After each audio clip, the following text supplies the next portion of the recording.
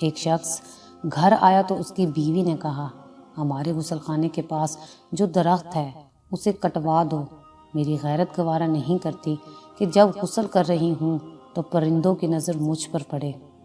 وہ بیوی کی اس بات سے بہت متاثر ہوا اور درخت کٹوا دیا۔ وقت گزرتا رہا۔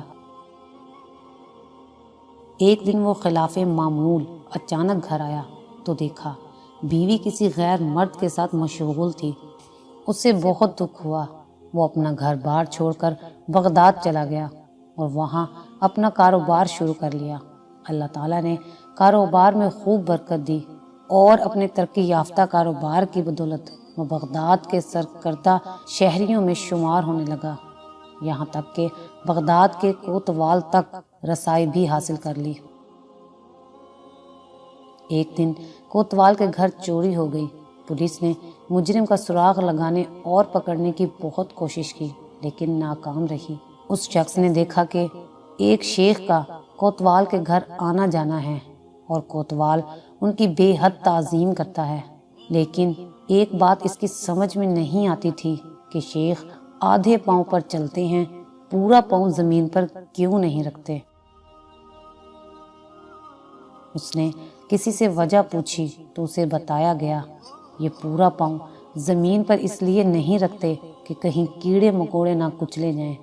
وہ شخص فوراً کوتوال کے پاس گیا اور اسے کہا، جان کی امان ہو تو عرض ہے کہ آپ کی چوری اسی شیخ نے کی ہے۔ جب تحقیق کی گئی تو مال مسروقہ اسی شیخ سے برآمد ہوا۔ کوتوال نے حیرانی سے کہا، ہم نے تو کبھی سوچا بھی نہیں تھا کہ یہ شیخ بھی ایسا کر سکتا ہے، تمہیں کیسے معلوم ہوا؟ اس شخص نے کہا، میرے گھر میں ایک درخت تھا جس نے مجھے نصیحت کی تھی، جو لوگ ضرورت سے زیادہ نیک نظر آنے کی کوشش کرتے ہیں وہ عموماً نیک نہیں ہوتے۔